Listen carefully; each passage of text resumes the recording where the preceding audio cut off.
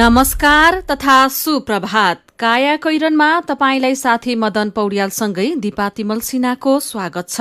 काया कैरन उज्यालो रेडियो नेटवर्कसँगै उज्यालो अनलाइन र मोबाइल एप्लिकेशनबाट एकसाथ प्रसारण भइरहेको छ। आज 2078 साल चैत 1 गते मंगलबार, फागुन शुक्ल पक्षको द्वादशी तिथि, सन् 2022 मार्च 15 तारिक। काया कैरन सुरु गरौं मुख्य खबरका शीर्षकहरूबाट। सरकारलाई निर्देशन दिन सक्ने संसदीय समितिहरू निष्क्रिय, सुशासन र जनसरोकारका विषय अलपत्र, एकरूपता नहुँदा समितिले दिएका निर्देशन समेत कार्यान्वयन हुन सकेन। पालिकाले सिपमूलक तालिम दिन थालेपछि गाउँ घरमै बसेर आय आर्जन, घर धन्दामा व्यस्त महिलालाई अझ बढी फाइदा, स्वरोजगार बन्न आत्मविश्वास बढ्यो।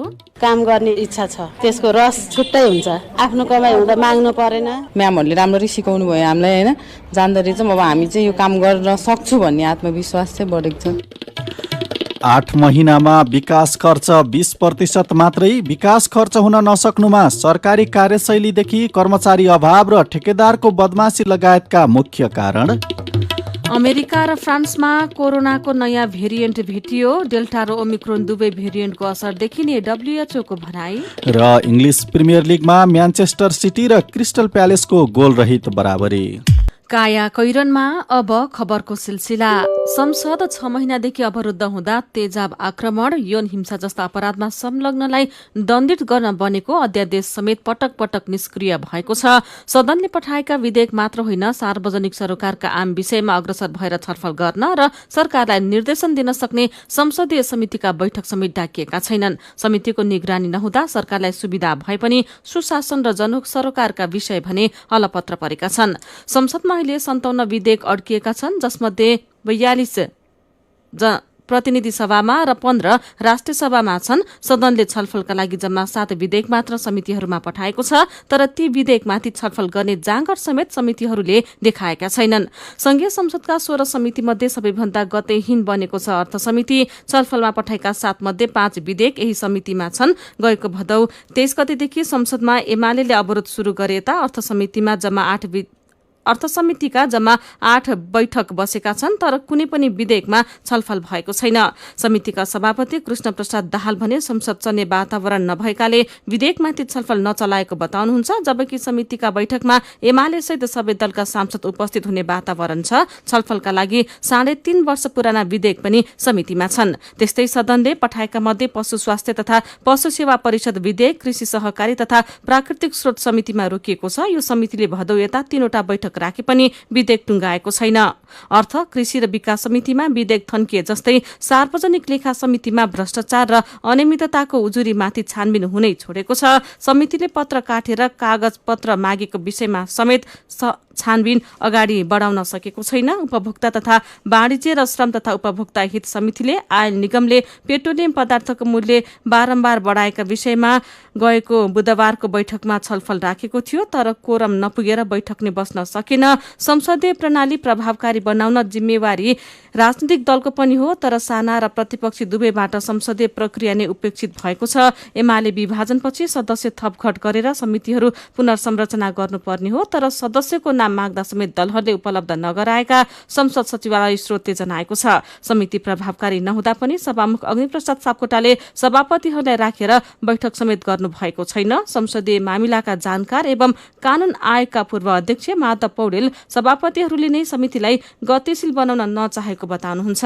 यस्तै संघीय संसद सचिवालयले गरेको अध्ययनमा संसदीय समितिको काम प्रभावकारी नभएको पाइएको छ। समितिले दिएका निर्देशन 15 देखि 25% मात्रै कार्यान्वयन भएका छन्। अध्ययनको प्रारम्भिक प्रतिवेदनमा भनिएको छ, समितिले दिएका निर्देशन कार्यान्वयनको अवस्था हेर्दा 15 देखि 25% सम्म कार्यान्वयन भएका छन्। 50 देखि 70% आंशिक कार्यान्वयन भएको र 15 देखि 25% कार्यान्वयन नभएको देखिन्छ। समितिले दिएका निर्देशनको समितिमा समीक्षा नगरेको र समितिका काममा एकरूपता नभएकै कारण कार्यान्वयन नभएको प्रतिवेदनमा उल्लेख गरिएको छ। आजको कान्तिपुर दैनिकले खबर छापेको छ। निर्वाचन आयोगले साना 73 दललाई पहिलेकै चुनाव चिन्ह प्रदान गर्न परामर्श थालेको छ। राष्ट्रिय पार्टी बाहेकले स्वतन्त्र चिन्हबाट चुनावमा भाग लिनुपर्ने स्थानीय तह निर्वाचन ऐनको प्रावधान अन्यायपूर्ण रहेको भन्दै साना दलले विरोध गरेपछि आयोगले पुरानै चुनाव चिन्ह दिन गृह कार्य थालेको हो। स्थानीय तह निर्वाचन ऐनको दफा 26(6) अनुसार एमाले, कांग्रेस, माओवादी, जनता समाजवादी पार्टी, एकीकृत समाजवादी र लोकतान्त्रिक समाजवादी पार्टीले मात्रै आफ्नो चिन्हबाट चुनावमा सहभागी हुन पाउँछन्। स्थानीय तह निर्वाचन ऐनको दफा 26(6) मा चुनाव चिन्ह मतपत्रमा समावेश गर्दा त्यस्तो दलले तत्काल अघि भएको प्रतिनिधि सभाको चुनावमा समानुपातिक निर्वाचन प्रणालीतर्फ प्राप्त गरेको मत संख्यालाई आधार मानिने उल्लेख छ।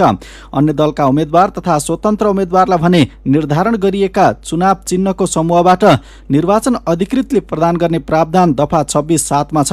आयोगले 2074 को स्थानीय चुनावमा साना दललाई एक पटक भन्दै पार्टीकै चिन्ह प्रदान गरेको थियो।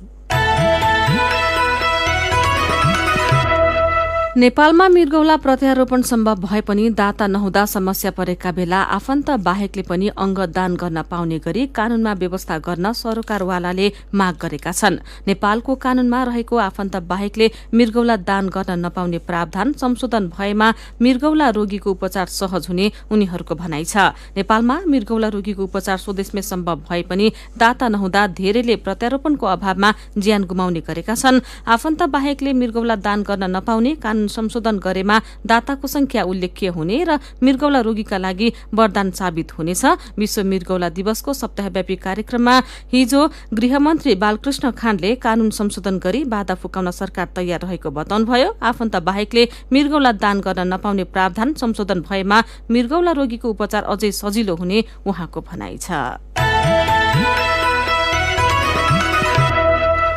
उमेर 13 महिना, उचाइ 63 सेन्टिमिटर र तौल 3 किलो मात्र, ख्याउटे गाला, ठूलो भुँडी अनि तिग्राको मासु मुजा परेको मकवानपुरको विकट कैलाश गाउँपालिका 8 भारताकी अञ्जना चेपाङको अवस्था हो यो। अञ्जनाकी आमा रमिला चेपाङ चौथो बच्चा पाउने तर्खरमा हुनुहुन्छ। उहाँका दाई र दिदीको स्वास्थ्य अवस्था पनि दयनीय छ। उमेर अनुसार उनीहरूको पनि तौल र उचाइ छैन, डाक्टर समुद्र बजिमयले भन्नुभयो। भारतकै 4 वर्षीय रूपक चेपाङको उचाइ 1 मिटर मात्र छ, तौल 6 किलो मात्रै। रमिला र सानीमायाका सन्तान मात्र होइन, भारतका 40% भन्दा धेरै बालबालिकाहरू कुपोषणबाट ग्रसित छन्। धेरैजसो चेपाङ समुदायका बालबालिका कुपोषणले ग्रसित रहेका गाउँपालिकाको स्वास्थ्य शाखा संयोजक श्याम महतोले बताउनुभयो। बालबालिकालाई पोसिलो खानेकुरा खुवाउँदैनन्, सुत्केरी हुन स्वास्थ्य चौकी पनि आउँदैनन् र गर्भ परीक्षण पनि गराउँदैनन् उहाँले भन्नुभयो। भारतमा स्वास्थ्य चौकी सहित बर्थिङ सेन्टर पनि छ। खाद्यान्नको अत्यन्तै असुरक्षा रहेको बस्तीका बासिन्दा दैनिक ज्यालादारी गरेर कमाएको पैसाले बालबालिकालाई चाउचाउ लगायत जङ्क फुड खुवाउने गर्छन्। बालबालिकालाई ढिँडो, रोटी लगायत गाउँमै उत्पादन भएको खाद्यवस्तु खुवाउँदैनन्। भारत स्वास्थ्य चौकीकी अनमी जुनेली थापा मगरले भन्नुभयो। जिल्ला स्वास्थ्य कार्यालयका अनुसार आर्थिक वर्ष 2076-77 मा मकवानपुरमा 11 महिना उमेरसम्मका 147 बालबालिका सहित 223 जना कुपोषणले ग्रसित रहेका छन्। काया कैरनमा रिपोर्टसँगै खबरको सिलसिला बाँकी नै छ, सुन्दै गर्नुहोला। उज्यालो रेडियो नेटवर्कसँगै उज्यालो अनलाइन र मोबाइल एप्लिकेशनमा प्रसारण भइरहेको काया कैरनमा तपाईंलाई फेरि स्वागत छ। यतिन्जेल हामीले सरकारलाई निर्देशन दिन सक्ने संसदीय समितिहरू निष्क्रिय, सुशासन र जनसरोकारका विषय अलपत्र, साना दललाई पुरानै चुनाव चिन्ह दिन निर्वाचन आयोगमा परामर्श, आफन्तले पनि अंगदान गर्न पाउने गरी कानून संशोधनको तयारी लगायतका खबर प्रस्तुत गर्यौं। अब बाँकी खबर। चालू आर्थिक वर्षको दोस्रो चौमासिकसम्ममा सरकारले 20% बराबर मात्रै पुँजीगत खर्च गरेको छ। फागुन 29 सम्ममा 20.16% बराबर मात्रै विकास खर्च भएको महालेखा नियन्त्रक कार्यालयको तथ्याङ्कले देखाएको छ। चालू आर्थिक वर्षका लागि सरकारले पुँजीगत शीर्षकमा 3 खर्ब 78 अर्ब रुपैयाँ बराबर छुट्याएकोमा अहिलेसम्म 76 अर्ब 22 करोड रुपैयाँ बराबर मात्रै खर्च भएको छ। यो अवधिमा सरकारले गरेको कुल बजेट खर्च भने 41.21% बराबर छ। यो अवधिमा सरकारको राजस्व सङ्कलन भने वार्षिक लक्ष्यको 59.07% बराबर देखिएको छ। सरकारले आन्तरिक राजस्वतर्फ 6 खर्ब 80 अर्ब 90 करोड रुपैयाँ बराबर उठाएको छ, जुन लक्ष्यको 57.67% बराबर हो। यस्तै वैदेशिक अनुदानतर्फ वार्षिक लक्ष्यको 23.17% अर्थात् 13 अर्ब 88 करोड रुपैयाँ उठाएको छ। सरकारले अपेक्षा अनुसार पुँजीगत खर्च गर्न नसक्नुमा नीतिगत भन्दा व्यवहारगत समस्या बढी जिम्मेवार रहेको सरोकारवालाले बताएका छन्। नेपालको सार्वजनिक खरिद सम्बन्धी कानून उत्कृष्ट रहे पनि त्यसको कार्यान्वयनमा अनेकौं समस्या रहेको पूर्व सचिव धनबहादुर तामाङले बताउनुभयो। विकास निर्माणका काममा ढिलासुस्ती हुनुमा वर्षौंदेखि एउटै प्रकृतिका समस्या दोहोरिएको भए पनि ती समस्या समाधान गर्न नसक्नु दुर्भाग्यपूर्ण रहेको अर्का पूर्व सचिव सुमन प्रसाद शर्मा बताउनुहुन्छ। विकास खर्च हुन नसक्नुका पछाडि देखिएका वर्गेल्ती समस्याको जड सरकारी कार्यशैली रहेको पनि उनीहरूको धारणा छ। पालिकाहरूले विभिन्न सिपमूलक तालिम दिन थालेपछि बेरोजगारले गाउँघरमै बसेर आय आर्जन गर्न थालेका छन्। घर धन्दामा व्यस्त महिलालाई अझ बढी फाइदा पुगेको छ। तालिमपछि उनीहरू स्वरोजगार भएका छन्। सिप सिक्न व्यस्त महिलालाई भेटेपछि साथी सुजता सुनुवारले तयार पारेको रिपोर्ट।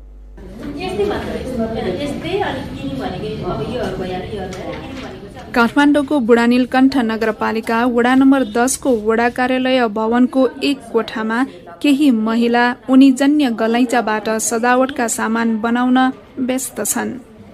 टेबलभरि कैँची, सियो, धागोसँगै विभिन्न साइजका म्याट, फूल, बल, पर्स लगायतका सामान छन्। नुवाकोटको ककनी गाउँपालिका वडा नम्बर 3 की सीता अधिकारी चाबी झुन्ड्याउने रिङ बनाउन व्यस्त हुनुहुन्छ।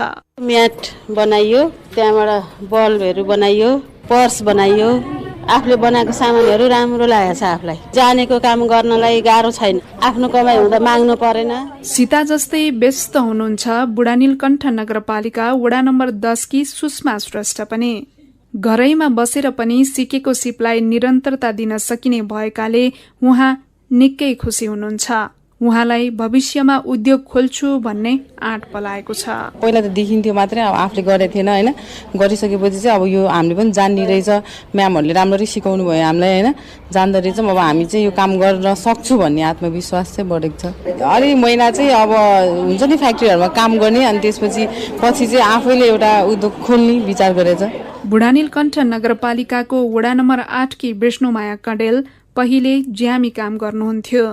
नगरपालिकाले सिपमूलक तालिम दिएपछि उहाँ सजावट सामग्री बनाउने काममा आकर्षित हुनुभएको छ।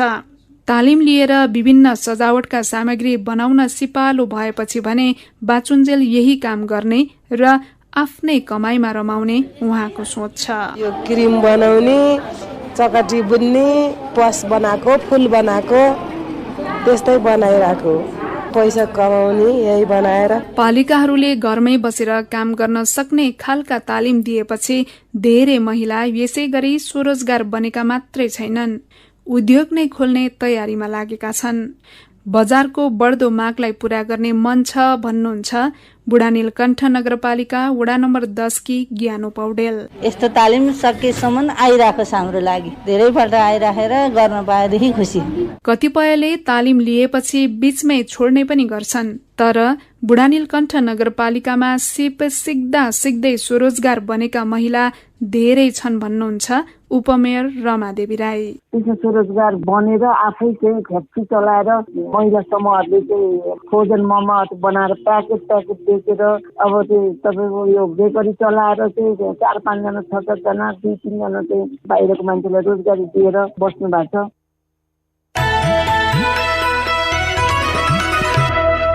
काया कैरनमा मेरो पनि भन्नु छ र कार्टुनसँगै खबरको सिलसिला बाँकी नै छ, सुन्दै गर्नुहोला। सीधा कुरा प्रष्ट विचार काठमाडौँमा 90 मेगाहर्ज उज्यालो रेडियो नेटवर्क मार्फत देशभरिका विभिन्न एफएम स्टेशन तथा उज्यालो अनलाइन र मोबाइल एप्लिकेशनमा प्रसारण भइरहेको काया कैरनमा तपाईंलाई फेरि स्वागत छ। अब बाँकी खबर। विद्युत प्राधिकरणले 6 महिना अघि कालीकोट हुँदै जुम्ला सदरमुकाम खलङ्गामा राष्ट्रिय प्रसारण लाइन पुर्यायो, तर बिजुलीको भर पर्न नसकेपछि खलङ्गावासी सोलर र टुकीकै विकल्पमा पुगेका छन्। खलङ्गामा सोलरको प्रयोग बढी छ, तातोपानी, तिला लगायत गाउँका बासिन्दा टुकीकै भरमा छन्। बत्ती गएको गई हुन्छ। तातोपानीका जनक नेउपानेले भन्नुभयो, आए पनि पूरा पावरको आउँदैन, टुकीले काम चलाएका छौं। यसअघि घुगुती साना जलविद्युत आयोजनाले वितरण गरेको लाइनमा प्राधिकरणले केन्द्रीय प्रसारण लाइन जोडेको हो।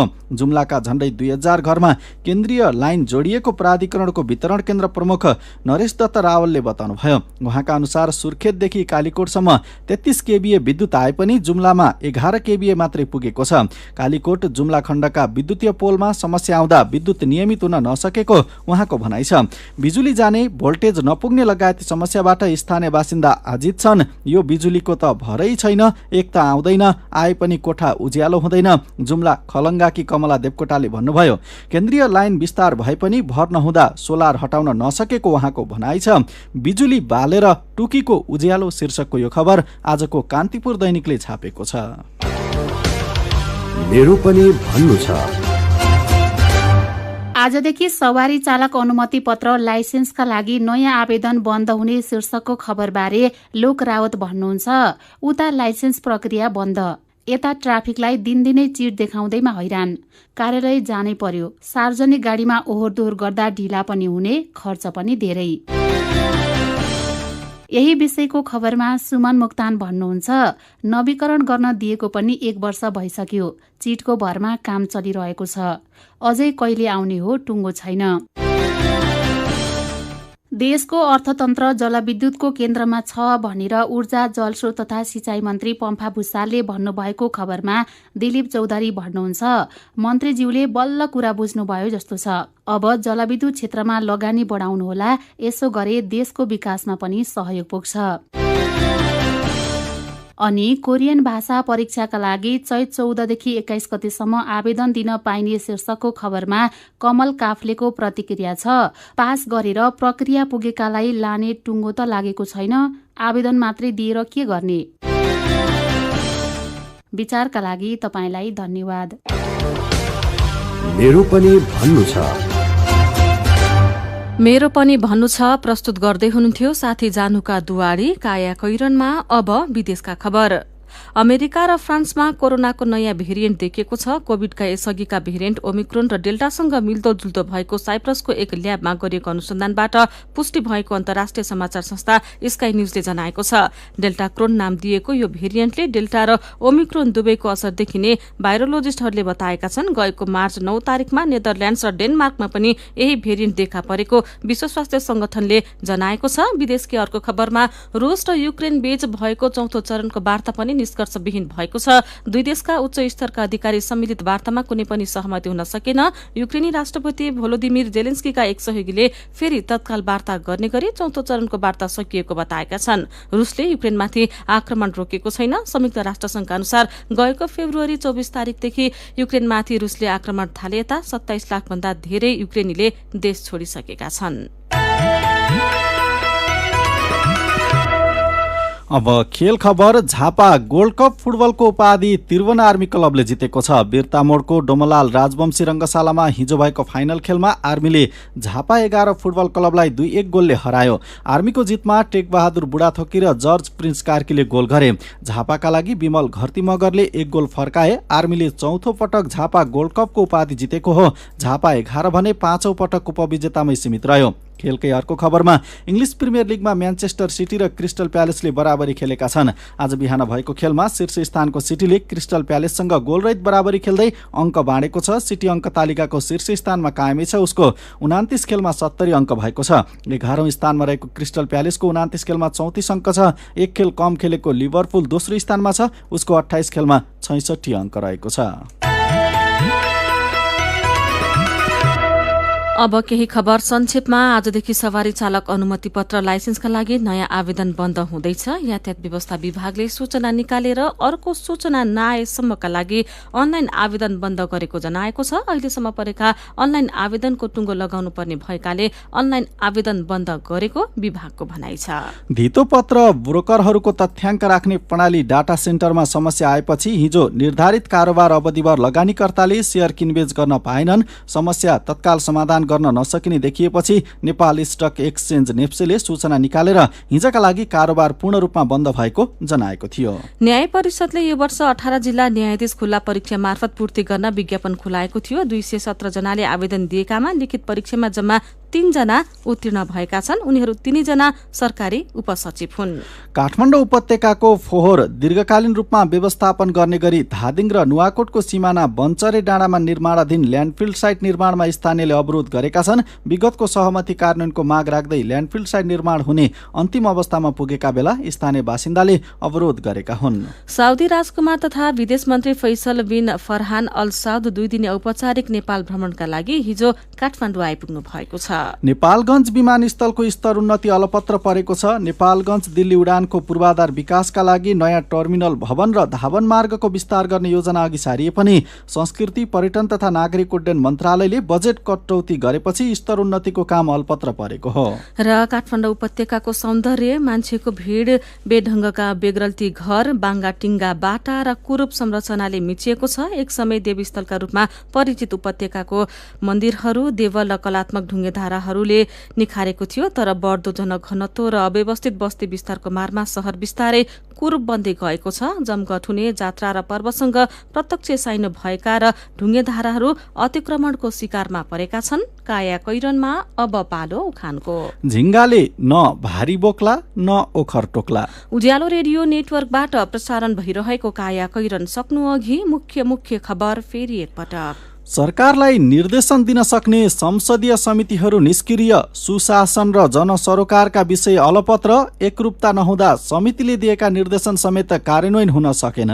पालिकाले सिपमूलक तालिम दिन थालेपछि गाउँघरमै बसेर आय आर्जन, घरधन्दामा व्यस्त महिलालाई अझ बढी फाइदा, स्वरोजगार बन्न आत्मविश्वास बढ्यो। 8 महिनामा विकास खर्च 20% मात्रै। विकास खर्च हुन नसक्नुमा सरकारी कार्यशैलीदेखि कर्मचारी अभाव र ठेकेदारको बदमासी लगायतका कारण मुख्य। अमेरिका र फ्रान्समा कोरोनाको नयाँ भेरिएन्ट भेटियो। डेल्टा र ओमिक्रोन दुवै भेरिएन्टको असर देखिने भनाई। र झापा गोल्ड कप फुटबलको उपाधि आर्मीलाई झापा 11 5औं पटक उपविजेतामै सीमित। इङ्ग्लिस प्रिमियर लिगमा म्यान्चेस्टर सिटी र क्रिस्टल प्यालेसको गोलरहित बराबरी। अब कार्टुन। आज हामीले कुरी कुरी शीर्षकमा उत्तम नेपालले बनाउनु भएको कार्टुन लिएका छौं। चुनावमा मतदातालाई प्रभावित बनाउन नेताहरूले सक्दो पैसा खर्च गर्ने प्रवृत्ति छ। तर निर्वाचन आयोगले स्थानीय चुनावमा मेयर उपमेयरका उम्मेद्वारले 7.5 लाख रुपियाँ भन्दा बढी खर्च गर्न नपाउने गरी सीमा तोकिदिएको छ। कार्टुन यही विषयसँग सम्बन्धित छ। कार्टुनमा एउटा पार्टी कार्यालय छ। आफ्नो पक्षमा कसरी मत ल्याउने भनेर छलफलका लागि त्यहाँ नेता कार्यकर्ता भेला भएका छन्। अनि छलफलकै क्रममा एक नेता भन्दैछन्, यति जाबो खर्चले त गाउँपालिकाको वडा सदस्य पनि जितिन्न, महानगरको मेयर कसरी जित्नु? आजको काया कैरन सकिएको छ। काया कैरनबाट प्राविधिक साथी सङ्घर्ष विष्टसँगै हामी पनि बिदा माग्छौं। काया कैरन सुन्नु भएकोमा तपाईलाई धन्यवाद। उज्यालो मोबाइल र अनलाइनमा प्रसारण भइरहेका रेडियो र अनलाइनका सामग्री भाइबरमा पनि उपलब्ध छन्। कोरोना विरुद्धको खोप लगाए पनि घर बाहिर निस्कने बेलामा मास्क लगाउन नबिर्सौं। नमस्कार।